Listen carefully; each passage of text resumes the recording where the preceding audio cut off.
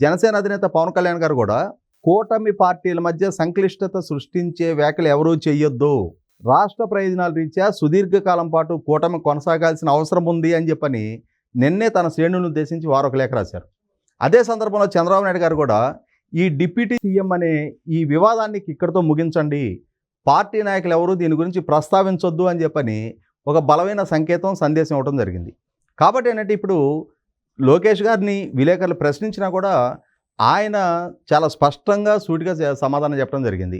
Party అధినాయకత్వం నేను సమర్థంగా పనిచేయగలను అనుకునే ఏ బాధ్యత అప్పచెప్తే ఆల్రెడీ రాష్ట్ర ఐటీ అండ్ హెచ్ఆర్డీ మినిస్టర్గా కొనసాగుతూ ఉన్నారు.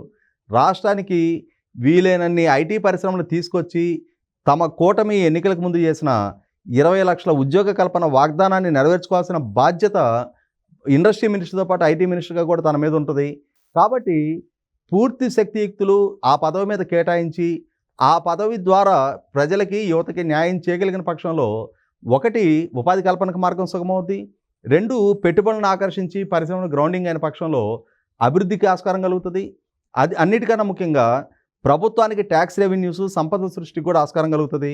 డైరెక్ట్ ఎంప్లాయ్మెంట్ ఎంతగా పెరగడానికి ఆస్కారం ఉందో ఇండైరెక్ట్ ఎంప్లాయ్మెంట్ కూడా అంతగా పెంచడానికి ఆస్కారం ఉన్న నేపథ్యంలో తన పూర్తి శక్తి సామర్థ్యాలని దృష్టిలో పెట్టుకొని పార్టీ అధినేత రాష్ట్ర ముఖ్యమంత్రి చంద్రబాబు నాయుడు గారు ఏ బాధ్యత అప్పచెప్పినా ఆ బాధ్యత నిర్వహించడానికి సిద్ధంగా ఉన్నానని, తన అంటే నాయకుడి పట్ల ఉన్న విధేయత, నేను చంద్రబాబు నాయుడు గారు అబ్బాయిని కాబట్టి అని చెప్పని నాకు ఈ పదవి కావాలి అని చెప్పని డిమాండ్ చేయడం కాకుండా నాకున్న ఈ పదవిని నేను త్యజించడానికి సిద్ధంగా ఉన్నానని చెప్పని చెప్పడం ద్వారా ఒక మంచి సంకేతం ఇచ్చినట్టు అయింది.